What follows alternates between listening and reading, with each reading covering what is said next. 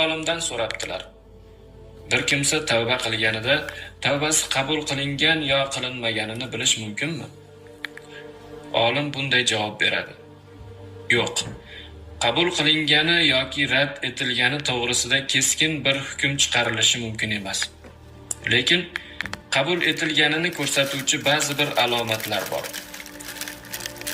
Kishi o'zida gunoh qilishga mayl bo'lmayotganini ko'radi. Qalbidan shod-xurramlik ketganini sezadi.